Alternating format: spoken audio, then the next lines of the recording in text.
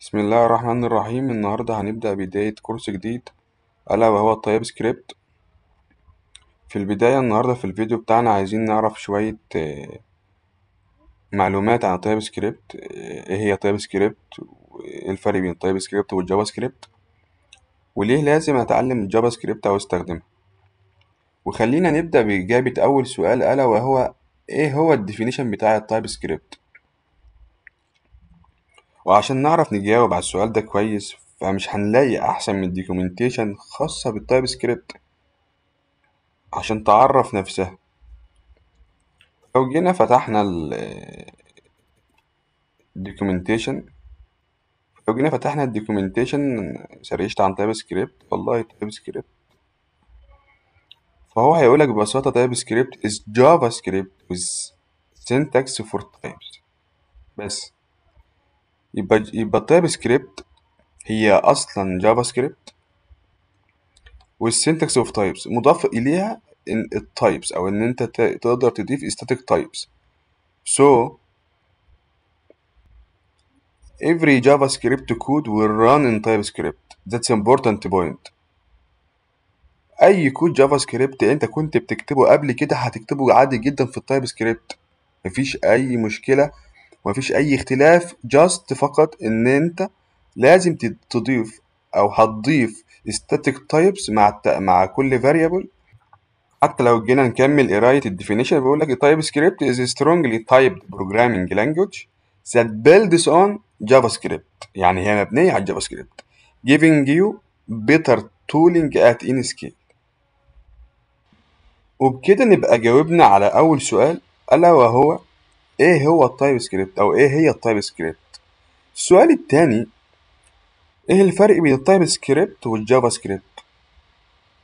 خلينا نقول إن والله المين ديفرنس between تايب سكريبت versus جافا سكريبت هو إن التايب سكريبت static data types بينما الجافا سكريبت is dynamic data types. بلس إن الجافا سكريبت loosely data types. طب يعني إيه الكلام ده؟ تعالى نشرح بمثال عشان نفهم الموضوع. خلينا والله نيجي هنا نبدأ. خلينا ان احنا بنقول ان جي اس dynamic data types بلس ان هي loosely data types.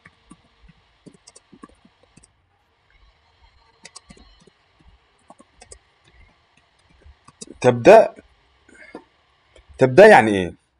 اول حاجة الديناميك داتا تايبس ان انت لما بتيجي تعرف variable بسيط just مثلا ان انت بتقول let x equal والله number 3، انت هنا مش مضطر او اصلا ما بتستخدمش او ما تقدرش ان انت تعرف ان انت تيجي هنا تقول مثلا ان الاكس ده نمبر.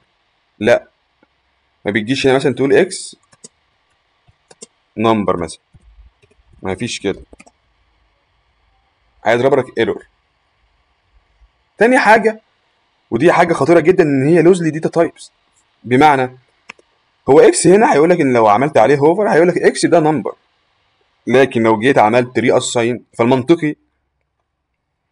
فالمنطقي لما تيجي تعمل ري اساين لنفس الفاريبل لازم الفاليو بتاعته تكون من نفس التايب، اللي هو هنا في حالتنا لازم يكون نمبر. بس لا، انت ممكن تيجي تقول اكس والله بتيكوال سترينج، نقول مثلا تيست، وهنا هو ما ضربش اي ايرور، ان الجافا سكريبت ما ضربتش اي ايرور وان الكود تمام والدنيا تمام. حتى انت لو جيت عملت لوج ونقول ان الاكس هتلاقيه عادي مفيش اي مشاكل خالص. قلنا نود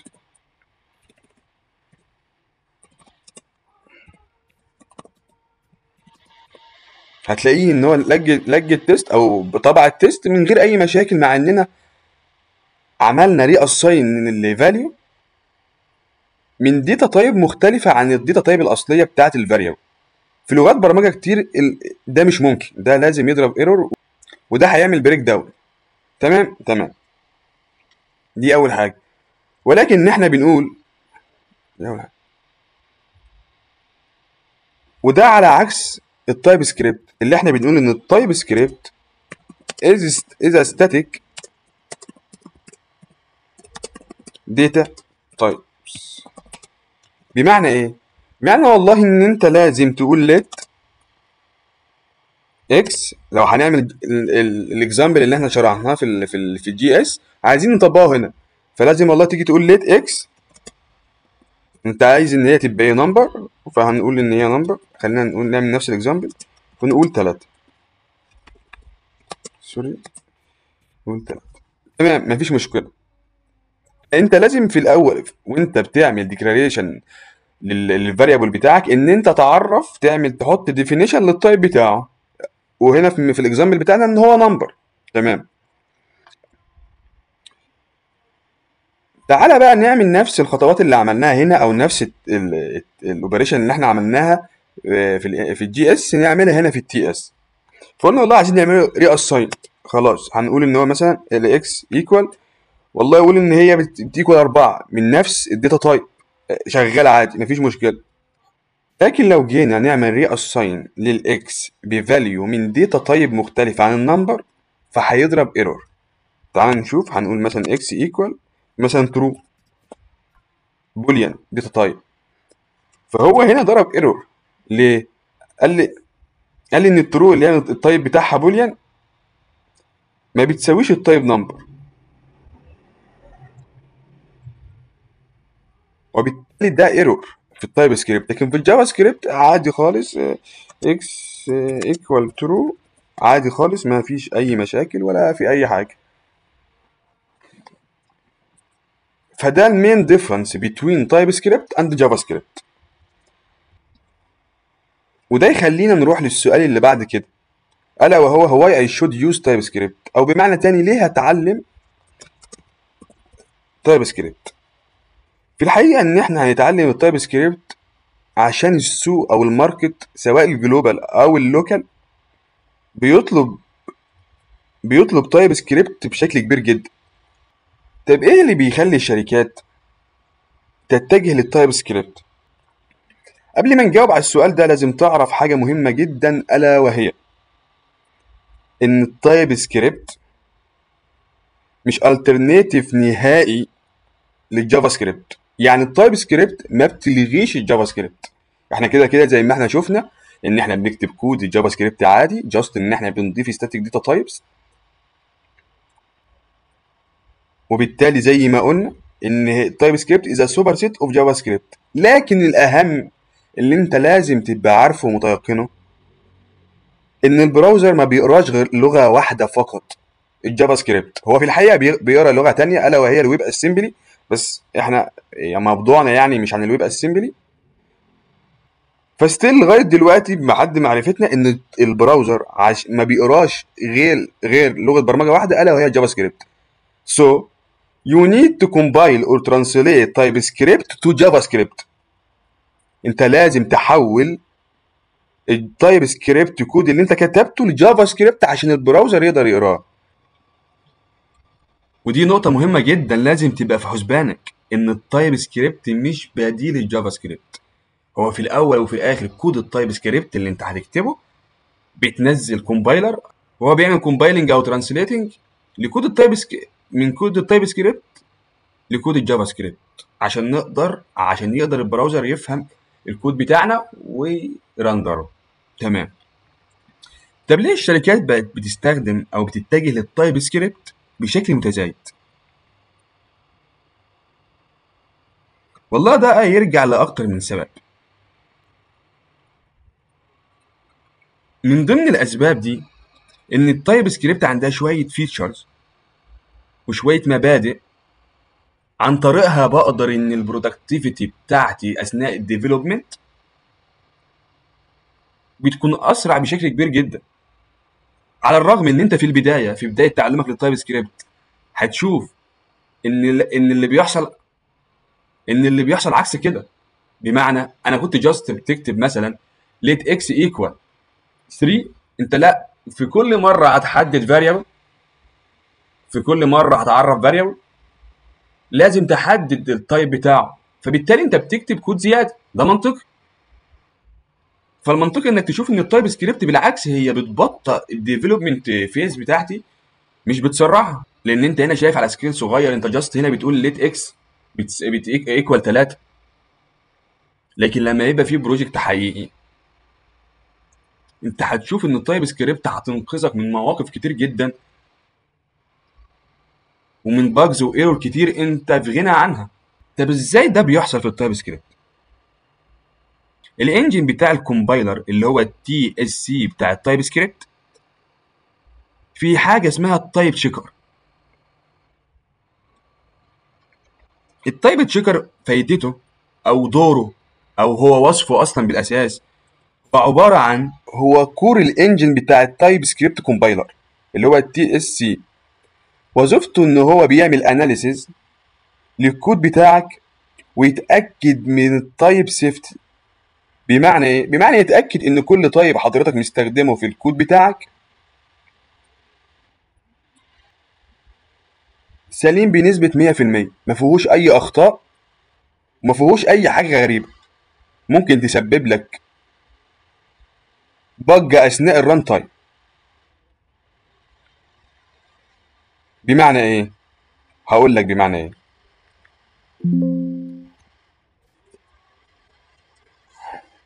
انت هنا في الجافا سكريبت انت ممكن تقول const message equal say hello. المسج هنا متغير variable من نوع string. هل ينفع اجي اقول والله مسج واعمل لها كول لك فانكشن؟ اكيد لا. بس الجافا سكريبت مش هتقول لك لا، هو مفيش اي ايرور. هو هنا دلوقتي زي ما انت شايف الكود منور اخضر، طريقك اخضر او اصفر زي ما هو منور، ومفيش اي ايرور او انديكيتور يقول لك ان انت والله ان المسج هي مش فانكشن او المسج ما تقدرش تعمل لها كول. بناء عليه حضرتك هتكمل كودك عادي. انت ممكن تغلط الغلطه دي لاي سبب ما.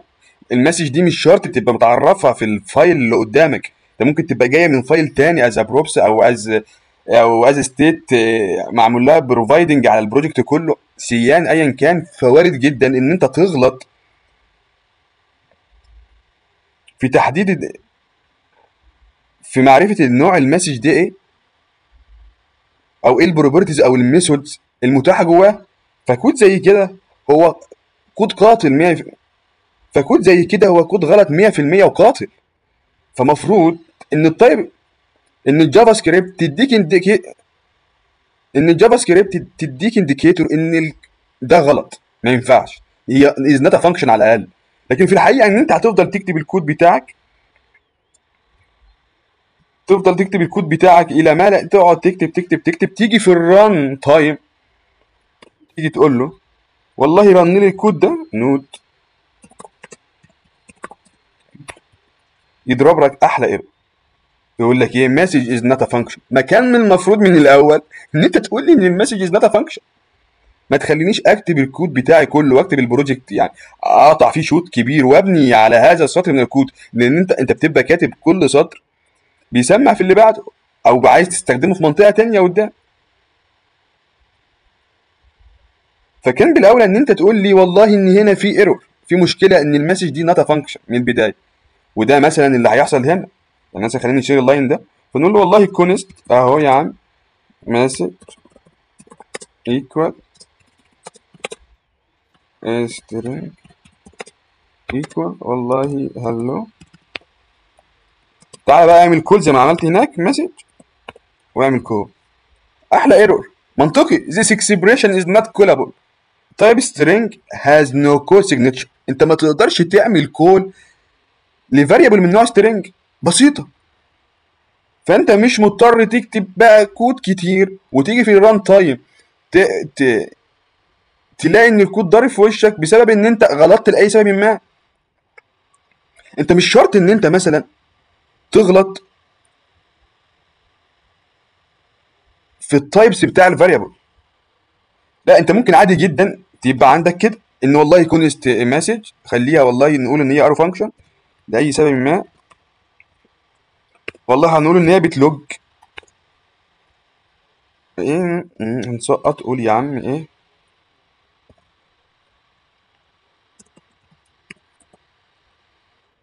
ونقول كده. تمام. فالمسج كده هي فانكشن قدامك اهي. والله هبعت لها مثلا ايه سعيد، نيجي هنا نرن الكود،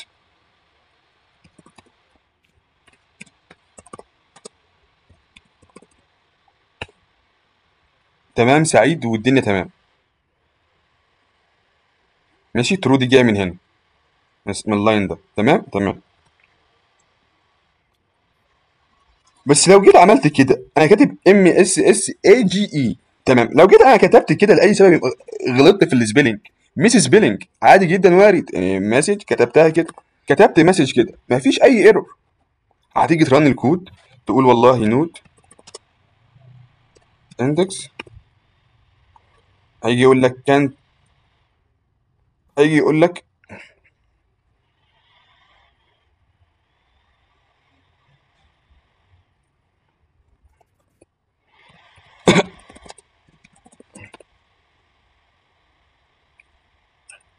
مسج از نوت ديفايند، انت ما عرفتش حاجه اسمها مسج. كل اللي انا عملته ميس سبيلنج، وارد جدا يحصل. كان المفروض يطلع لي من الاول او يديني انديكيتور ان ده ايرور، يطلع لي ايرور بدل ما اروح ارن الكود بسبب ميس سبيلنج وانا مش واخد بالي، وهو شغال معايا مطوعني في كل حاجه انا بعملها ومفيش اي حاجه. لكن الكود ده، يعني الكود ده كده مثلا لو خدته هنا في التايب سكريبت فايل وعملت كده، خلينا نحط يا اللهم صل على النبي سترينج، وخلينا نقول ان هي بتريتيرن فويد،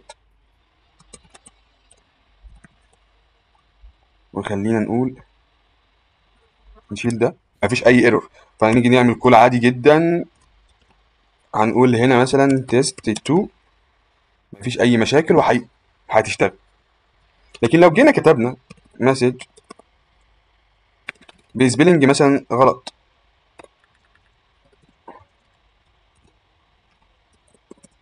تيست 2 تيست 3 اي حاجه مش هتفرق، هيضرب لك ايرور. الايرور بيقول لك ايه؟ كان نوت فايند نيم مسج، انا مش لاقي حاجه اسمها مسج.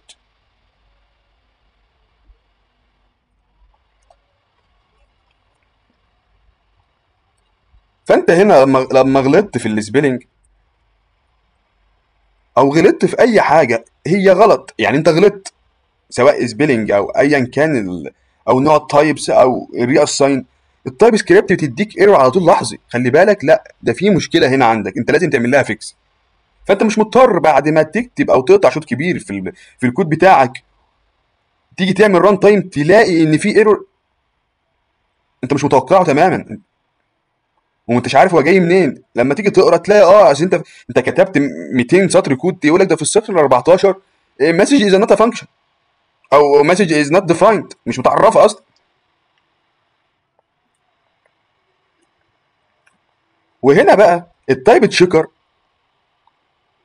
بيجي دوره ان هو بيعمل اناليسيز للكود بتاعك وبيعمل تايب سيفتي، ان هو بيتاكد ان ده فاريبل فما ينفعش تعمل له كول، ان دي فانكشن فينفع تعمل لها كول، ان الفانكشن اللي انت عامل لها كول دي عندك ميس سبيلنج فيها، والله الفانكشن دي مش اصلا مش حاصل لها ديفينيشن، مش متعرفه عندي، فيضرب لك ايرور. وده بيمنع، وبكده يكون التايب تشيكر بيمنع الايرورز او الباجز اللي بتحصل اثناء الران تايم. انا هطلعها لك يا باشا وانت بتكتب الكود بتاعك في الديفلوبمنت. تاني حاجه التايبس فور تولينج. يعني ايه التايبس فور تولينج؟ في ناس برضو بتسميها التايبس فور فيتشرز، او في ناس بتسميها على طول تولينج ان تايب سكريبت. بالرغم من ان التايب تشيكر في التايب سكريبت بتخليني بتمنع من حدوث باجز اثناء الران تايم، التايبس فور تولينج او التولينج ان تايب سكريبت بتبريفنت اس ان احنا نعمل ايرور اثناء الكتابه اصلا، يعني قبل ما اكتب الكود. طب ازاي ده؟ بمعنى ايه؟ او ازاي ده بيحصل؟ يعني ازاي التايب سكريبت هتمنعني ان انا اعمل ايرور قبل ما اكتب الكود؟ ده عن طريق ان التايب سكريبت باستخدام التولينج بيخليك بيعمل لك سجستشن، بيعمل سجستشن للبروبرتيز والميثود اللي موجوده داخل الاوبجكت، سواء دي كانت بيلت ان في اللغه اللي هي جافا سكريبت، او انت مثلا او انت مثلا معرف اوبجكت وفيه بروبرتي وميثودز معينه بيحتويها هذا الاوبجكت. فالتولينج في التايب سكريبت بتعمل لك سجشن. وانا متاكد ان جه في بالك ان دي نفس فكره او نفس الواي اللي بيشتغل بيها الفي اس كود. انت في الفي اس كود، خلينا نروح للفي اس كود. لما كنت بتيجي تعمل، خلينا نكومنت ده. انت لو عندك variable هنسميه تيست، التيست ده من طيب، هنقول ان هو التيست من طيب string. لما كنت بتيجي تكتب تيست وتكتب دوت عشان تفتح البروبرتيز والميثودز اللي موجوده جوه التايب سترينج في البروتوتايب بتاعه، كان بيطلع لك كل البروبرتيز والميثودز اللي موجوده جوه التايب سترينج. طب ازاي هو عارف ان هو يقدر يعمل لك سجستشن للبروبرتيز والميثودز دي بالذات اللي هي بتاعت السترينج؟ ليه ما يعملكش هنا سجستشن للبروبرتيز والميثودز بتاعت النمبر او البوليان؟ لان اصلا الفي اس كود مبني بالتايب سكريبت.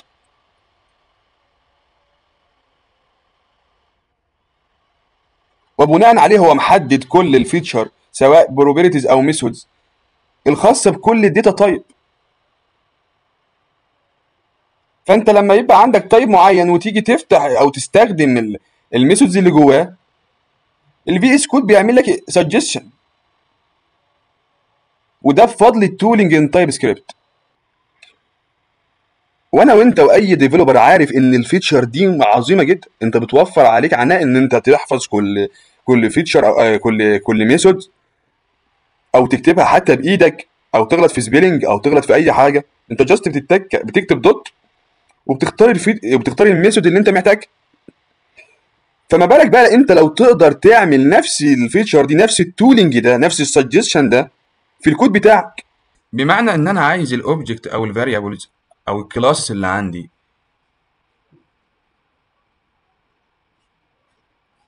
لما اجي استخدمها، التايب سكريبت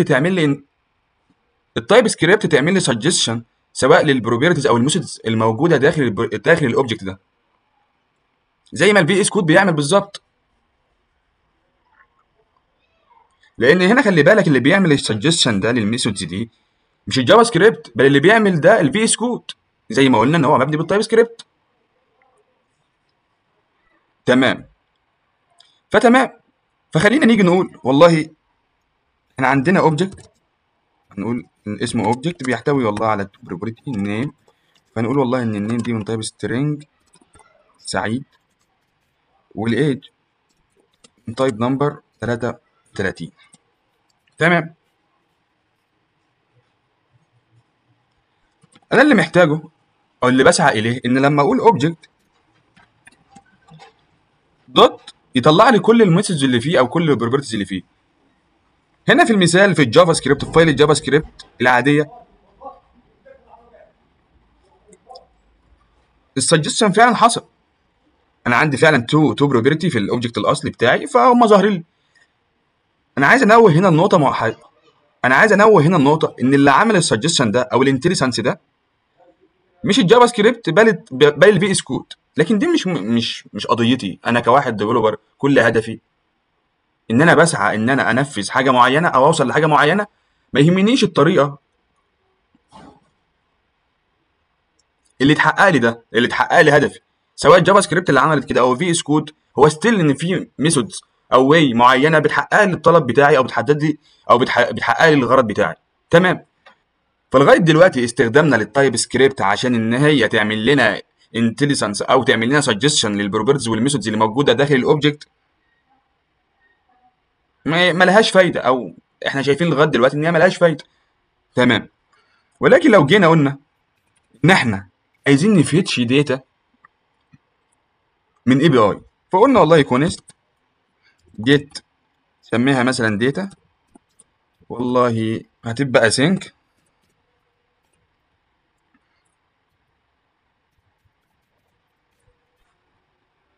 هنعمل فيتش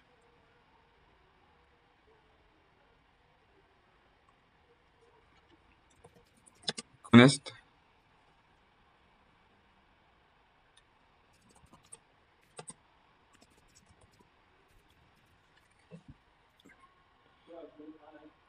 هحط اليو ار ال بتاعي. هنستخدم هنا الاي بي اي بتاعت الجيسون بليس هوردر. والله خلينا نروح كده بسم الله لجوجل ونكتب جيسون بليس هولدر اي بي اي.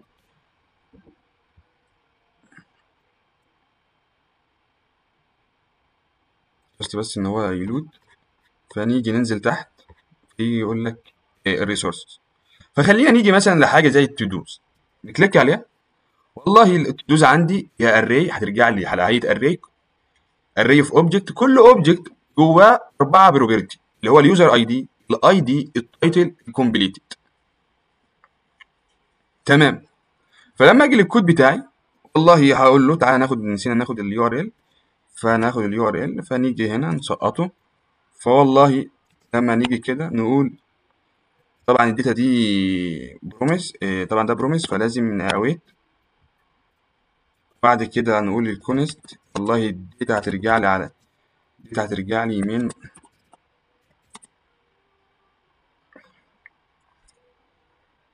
res دوت جيسون. تمام. تمام.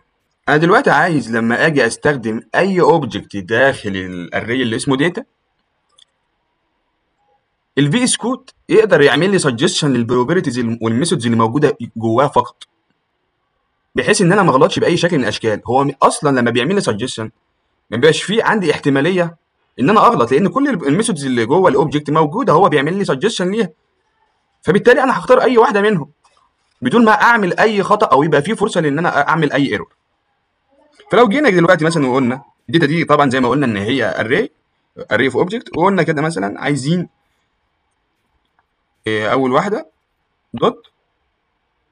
المفروض انا كنت مستنيه او متوقع او انا عايز ان هو لما اكتب دوت ان هو يعمل لي سجستشن للبروبرتيز والميثودز اللي جوه التو دو دي، لكن هو في الحقيقه ما عملهاش، هو مش قاريها، هو مش شايفها اصلا، ومش شايف الشيب بتاعها عامله ازاي. فهتضطر انت تكتب الميثود او البروبرتي اللي انت عايزها من جوه الاوبجكت من غير ما تبقى متاكد ان هل هي موجوده فعلا ولا لا، هل انت غلطان في السبيلنج ولا لا، هل فعلا هي البروبرتي او الميثود دي موجوده اصلا ولا لا. ممكن ما تكونش موجوده بالاساس فانت مش عارف. فانا لو قلت مثلا اي دي كده هي موجوده، وخلينا مثلا نكول الفانكشن دي ونيجي نعمل كده، نيجي نعمل كده نرن الكود. والله النود index.ps طبعه لي بواحد ان هو موجود اهو. لو جينا رجعنا للاي بي اي بتاعتنا، الداتا بتاعتنا يوزر اي دي، الاي دي بواحد في الاوبجكت الاولاني. تمام. وجينا عملنا مجرد غلطه بسيطه، جوست مثلا ان انا جيت هنا قلت له والله جي لي او اطبع لي اي دي بس، كتبتها كده شائع جدا. فتيجي تكتب تاني، تعالى نرن الكود تاني undefined، مفيش حاجه اسمها اي دي ابر كيس كده. ودلوقتي هوريك ازاي التايب سكريبت هتمنع ايرور زي ده. هناخد نفس الكود اللي هو كده، هنعمل لك كوبي بيست هنا، وهنقول ايه، هنقول بسم الله. فلو جينا قلنا لجينا وطبعنا عملنا الداتا وقلنا والله احنا عايزين اول اوبجكت الاندكس بتاعه بزيرو دوت، مفيش اي سجستشن، مفيش اي انترست زيها زي الجافا سكريبت، يبقى انت كنت بتضحك علينا. طب خلينا نكمل. فقلت مثلا اي دي كتبته غلط، هو هناك لور كيس. تيجي تعمل كول والله للفانكشن دي، مفيش اي ايرور. التايب سكريبت عملت عليه انديكيتور او اي حاجه، او قالت ان الاي دي يعني ما عملتش اصلا بالاساس السجستشن اللي احنا بنتكلم عليه حالا. وحتى احنا كتبنا البروبرتي غلط ومفيش اي رد فعل منها. ولو جينا نعمل كده قلنا نود هتشتغل وهتضرب لي undefined، وانا بقى اكتب براحتي الكود والاقي في الران تايم كوارث. تمام. طب ليه ده حصل؟ ده حصل بسبب ان انت، هي صحيح التايب سكريبت هتساعدك عن طريق التولينج ان هي تعمل لك سجستشن او انتليجنس للبروبرتيز والميثودز الموجوده جوه الاوبجكت، ولكن انت اللي لازم تعرف لها الاوبجكت، انت اللي لازم تعرف لها شكل الاوبجكت من حيث الاستراكشر بتاعه، الميثودز بتاعته والبروبرتيز بتاعته والتايبس بتاعتها. وقتها التايب سكريبت تعمل لك احلى سجستشن واحلى انتليجنس انت محتاجه عشان ما تغلطش. طيب ليه لازم اعمل كده؟ ليه لازم اعرف انا شكل الاوبجكت بنفسي؟ ليه الجافا سكريبت سوري ليه التايب سكريبت ما تعرفش شكل الاوبجكت اللي جاي؟ مش انا بعمل فيتش للاي بي اي، فيتش للداتا من الاي بي اي، والاي بي اي الداتا اللي راجعه جايه على هيئه اري اوف اوبجكت. الاوبجكت كل اوبجكت جوه الاري مكون من 4 بروبرتيز زي ما شفناه. طب ليه التايب سكريبت ما تعرفش ده؟ ليه لازم اكتب لها اعمل لها ستراكشر انا؟ لان انت نسيت نقطه مهمه جدا جدا جدا، ان التايب سكريبت هي بتشتغل فقط في الديفلوبمنت فيز. يعني هي ما بتشتغلش في الران تايم، يعني هي في الحقيقه مش بتفيتش الداتا، يعني هي في الحقيقه ما بتروحش تعمل كل الاي بي اي ده وتشوف الداتا اللي جواه، ولكن اللي بيعمل كده هو الكومبايلنج بتاعها، الكود اللي اتحول للجافا سكريبت. فستيل ان الجافا سكريبت هي اللي بتعمل الفيتشنج، فبناء عليه انا لازم ابني الاستراكشر او الشيب بتاع الاوبجكت اللي انا عارف ان هو هيرجع من الاي بي اي. وده هعملها ازاي؟ في اكتر من ميثودز او اكتر من واي ان انا اقدر اعمل شيب او استراكشر لشكل الاوبجكت، ولكن احنا هنا هنستخدم الانترفيس. وبعدين ان شاء الله قدام لما نيجي نتكلم عن التايبس وعن الانترفيس والجينيركس وكل ده هنشرح الانترفيس باستفاضه ان شاء الله. فخليني هنا اقول في البدايه انترفيس كيورد، والله هسميه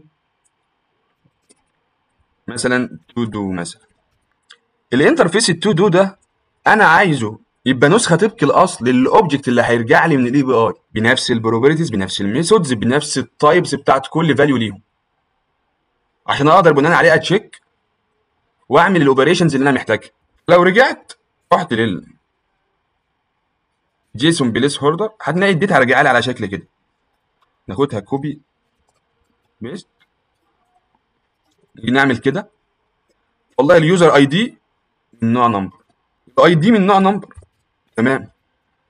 التايتل هيبقى سترينج، الكومبليتد هيبقى بوليان.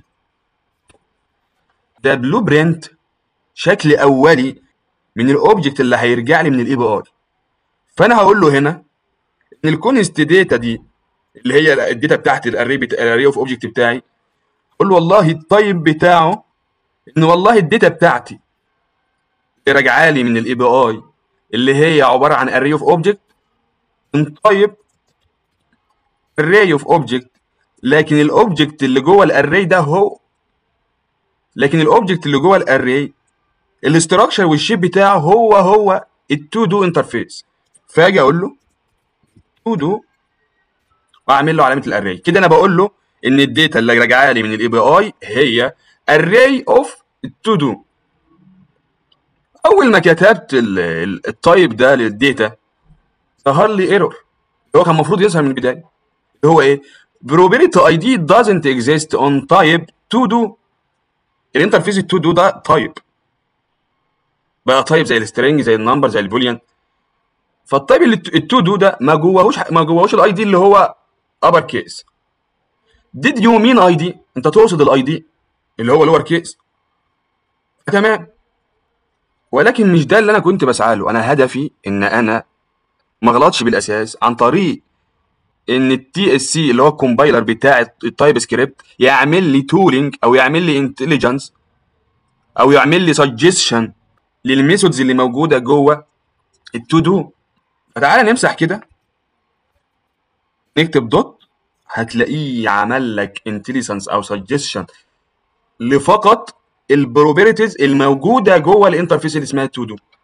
فانت مش محتاج هنا بقى يعني تكتب حاجه من دماغك، ما تجودش، انت مش هتجود هنا عامه يعني. فخلاص انت شوف ايه الميثود اللي انت محتاجها او ايه البروبرتي اللي انت محتاجها واختار. فوالله هنقول تايتل، عايزين نطبع التايتل، فنيجي هنا ونقول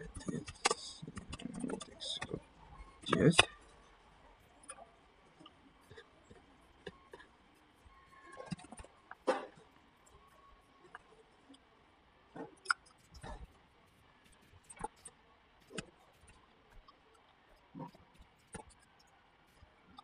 طبع لي هنا كلام انا مش فاهمه، بس الكلام ده هو التايتل بتاع التو دو الاولى، الاندكس بتاعها بزيرو.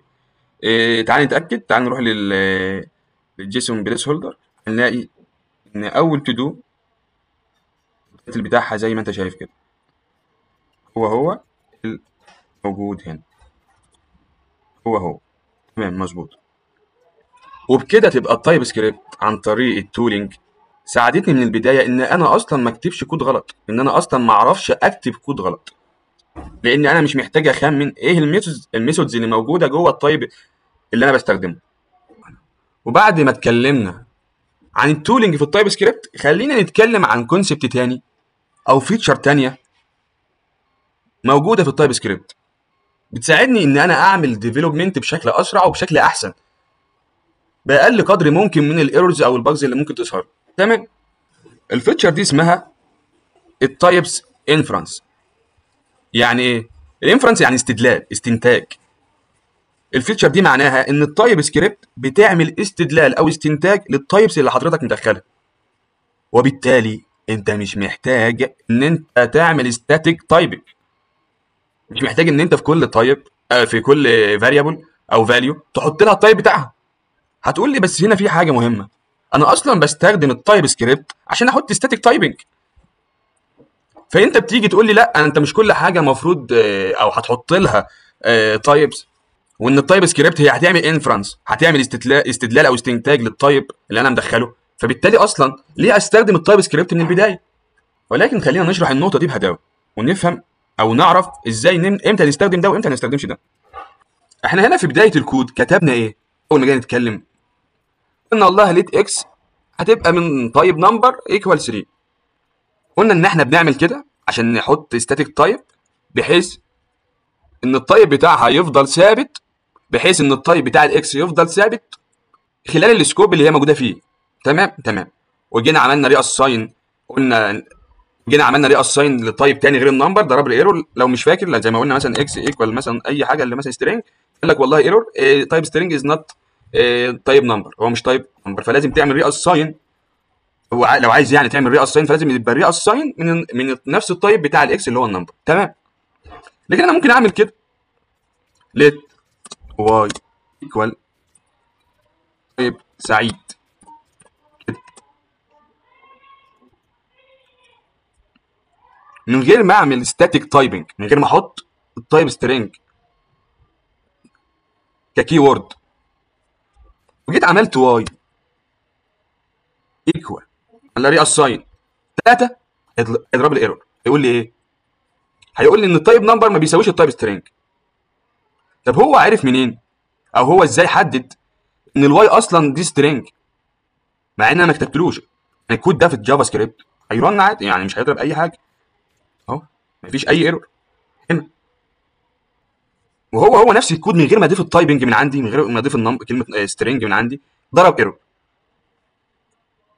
ده بيحصل بفضل الانفرنس في التايب سكريبت. التايب سكريبت بتعمل استدلال او استنتاج للتايبس. ففاريبل زي ده، كود بسيط زي ده، التايب سكريبت بكل سهوله هتعرف ان هي تعمل له استنتاج او استدلال للتايب بتاعه. فالاحسن، او بعض الناس يعني يقول لك الاحسن ان انت ما تكتبش الستاتيك تايب بتاعه، خلي التايب سكريبت ان هي اللي تعمل له انفرنس. فده موقف من ضمن المواقف اللي التايب انفرنس في التايب سكريبت بيفيدني. انا مش محتاج هنا ان انا اكتب النمبر، مش محتاج هنا ان انا اكتب الستاتيك تايب، مش محتاج هنا ان انا اكتب التايب ستاتيك، والكود هيفضل شغال وكل الفيتشر الموجوده في التايب سكريبت هتفضل شغال، مفيش اي حاجه. يعني انا ما اقدرش هنا مثلا اقول له الاكس خلينا هنا مثلا خلينا نشيل دي، النمبر ما فيهاش النمبر ما فيهوش لينس، فلما اقدرش اقول اكس دوت لينس، ما اقدرش اقول كده، هيقول لي ايه؟ البروبرتي لينس مش موجوده في التايب نمبر. وحتى هو من البدايه عمل لي سجشن الميثودز الموجوده فقط جوه البروتوتايب بتاع النمبر. تمام. ولكن ده مش بيلغي ان انا احط تايب ستاتيك، لا، ما فيش الكلام ده. اما انا مستخدم التايب سكريبت ليه؟ طب انت قلت لنا بعض المواقف او موقف من المواقف اللي الناس بتفضل ان انت ما تستخدمش ستاتيك تايبس. تمام. ايه بقى المواقف اللي بقى التايب سكريبت لازم اكتب فيها ستاتيك تايب عشان اقدر اخد كل البينفيتس اللي التايب سكريبت بتقدمها لي واللي انا بستخدمها عشانها. حاجه زي المثال بتاعنا هنا فيتشنج داتا دي من الاي بي اي. احنا زي ما شرحنا ان احنا لو شلنا التايب ده كده عادي، مفيش اي ايرور، مفيش اي مشاكل، ما قالتش اي حاجه. بس انا خسرت ايه؟ انا خسرت راجل جدع. خسرت ايه؟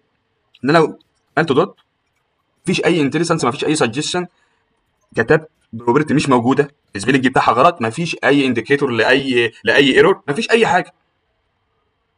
هتيجي ترن الكود، هتكتب يعني هتكمل كودك عادي، هتيجي ترن الكود هوب مصيبه. لكن بمجرد ان انا استعملت وحطيت ستاتيك تايب اللي هو التو دو، اللي هو الانترفيس اللي اسمه تو دو، هنا كده ضرب لي احلى ايرور. قال لي خلي بالك البروبابيلتي اللي هي ابر كيس اي دي doesn't exist on type to do. did you mean اي دي lower case؟ ده مش بس كده، ده انا لو كتبت الكود بقى من الاول، لو كتبت اللوج ده من البدايه قبل ما اكتب اي دي كده، انا جاست بس قلت داتا انا عايز الاندكس بزيرو، كتبت دوت، هو عمل لي سجستشن وانتليجنس للبروبابيلتي الموجوده جوه التو دو اوبجكت اللي جاي من الاي بي اي. فبالتالي هنا مفيش فرصه ان انا اغلط. فبالتالي ده موقف من المواقف ان انا لازم استخدم الستاتيك تايب في التايب سكريبت. نقطه اخيره في موضوع الانفرنس، هو الانفرنس موجود في التايب سكريبت اوبشن متاح، وقلنا موقف من ضمن المواقف ان احنا نستخدم. بس حتى في الموقف اللي فوق اللي هو قلنا فيه ده، اللي احنا ممكن نستخدم فيه الانفرنس، في مدرستين. في مدرسه بتقول لك والله لا، انا بستخدم التايب سكريبت عشان احط ستاتيك تايبس عشان تبقى كل حاجه كلير وواضحه لاي ديفلوبر هيجي يشتغل سواء انا او غيري، وبالتالي ما يكونش فيه اي مجال للغلط، كل حاجه تبقى واضحه قدامه. فلا، الاحسن ان انت تحط ستاتيك تايبس. وفي مدرسه ثانيه بتقول لك لا والله، انا كده كده هاخد نفس البينفيتس لو كتبت الستاتيك تايب، فمش محتاج ان انا اكتبها عشان على الاقل يبقى الكود كلين وما فيهوش عشوائيه كتير. فدي مدرسه ودي مدرسه، وانت استخدم اللي انت تحبه. كده نبقى خلصنا النهارده، وان شاء الله المره الجايه هنتكلم بقى عن التايبس الموجوده في التايب سكريبت وازاي نستخدمها باكزامبلز وشرح وافي ان شاء الله. سلام.